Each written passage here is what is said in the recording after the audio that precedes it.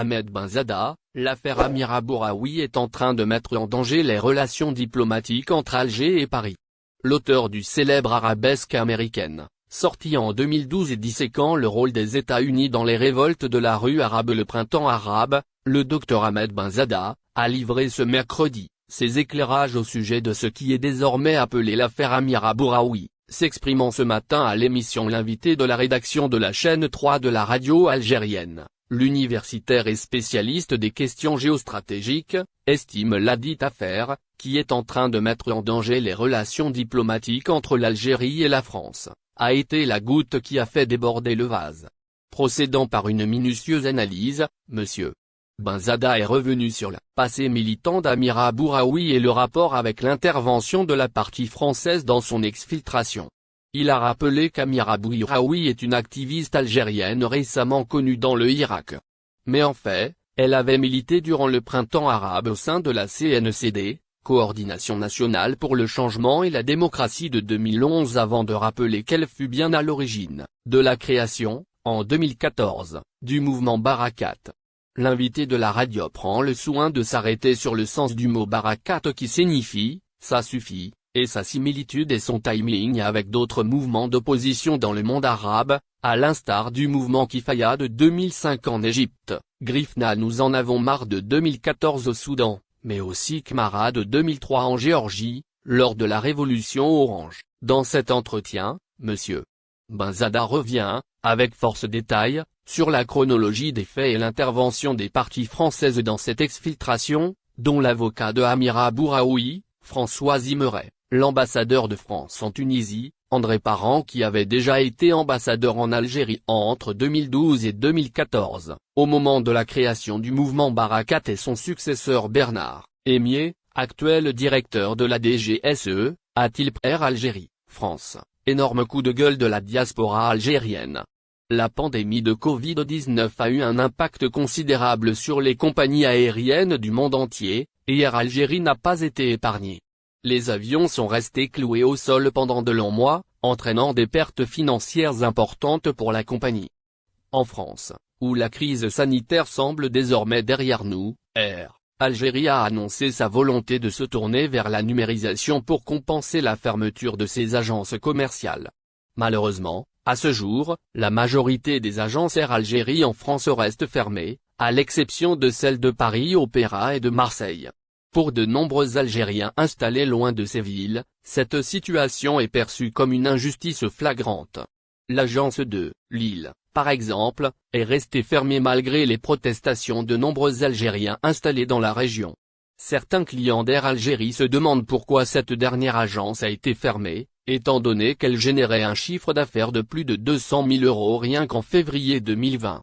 Les Algériens de France, en particulier les personnes âgées, se sentent lésés par la fermeture des agences, qui les oblige à se déplacer jusqu'à Paris ou Marseille pour acheter des billets.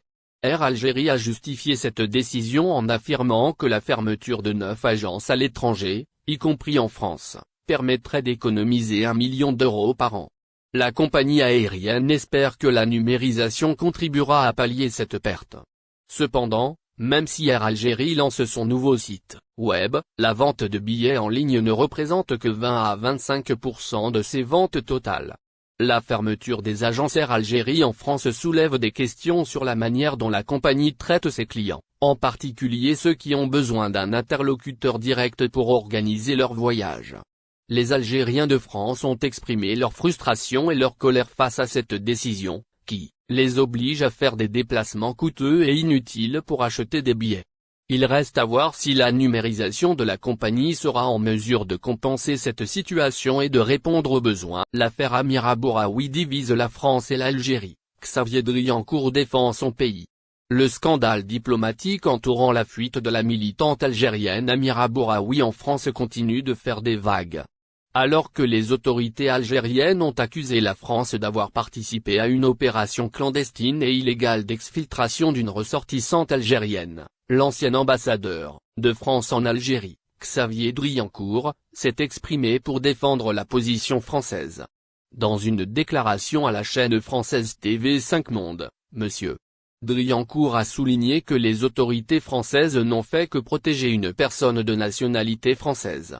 Il a ajouté que si elle n'avait pas agi de cette manière, certaines personnes auraient critiqué la France. Le président algérien, Abdelmadjid Tebboune, a répondu en faisant rappeler son ambassadeur à Paris pour consultation, tout en dénonçant une violation de la souveraineté algérienne. L'affaire Bouraoui continue de susciter des réactions en France et en Algérie, et les tensions diplomatiques entre les deux pays semblent s'être accrues. La question reste en suspens de savoir comment les deux pays vont résoudre cette crise diplomatique et si la protection diplomatique accordée à Mademoiselle Bouraoui par la France aura un impact sur les relations bilatérales.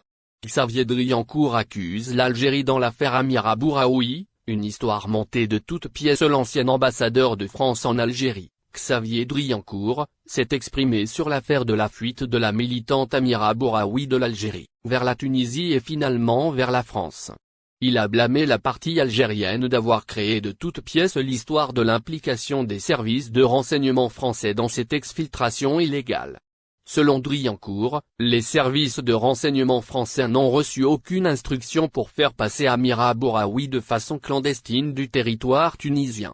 Il a également évoqué les relations entre la France et l'Algérie, en expliquant qu'elles peuvent s'affaiblir de temps à autre, mais que les relations commerciales ne peuvent pas être impactées. L'affaire Amira Bouraoui continue d'être au centre de nombreuses controverses et déclarations de la part de différentes parties impliquées. Restez à l'écoute pour plus de détails sur cette histoire en évolution. 42 millions d'Algériens veulent émigrer vers la France en raison de la mauvaise gouvernance. L'ancien ambassadeur de France en Algérie, Xavier Driancourt, a fait une révélation surprenante sur le nombre d'Algériens qui souhaitent quitter leur pays pour la France. Dans une interview accordée à Sud Radio le 6 février, Driancourt a déclaré que 42 millions d'Algériens souhaitent venir en France pour une variété de raisons, allant de la fascination pour la France depuis leur enfance à la quête d'un avenir meilleur. Driancourt a également critiqué le gouvernement algérien, qu'il a accusé de malgouvernance. Le diplomate a déclaré que l'Algérie devrait être la Californie de l'Afrique avec son climat, sa situation géographique proche de l'Europe, la Méditerranée, les montagnes, les ressources en pétrole et gaz. Cependant, beaucoup d'Algériens en ont assez de la situation actuelle et cherchent à quitter le pays. Le constat de Driancourt montre une situation alarmante en Algérie, où une grande partie de la population souhaite quitter le pays pour une vie meilleure. Les gouvernements de la France et de l'Algérie devraient travailler ensemble pour résoudre les problèmes actuels en Algérie afin de résoudre la crise. Air Algérie ferme ses agences en France. Les clients s'interrogent. Les ressortissants algériens établis en France s'interrogent sur les raisons de la fermeture des différentes agences commerciales de la compagnie aérienne nationale, Air Algérie, dans l'Hexagone. Pour eux, cette fermeture qui s'inscrit dans la durée et qui leur cause des désagréments est inexplicable.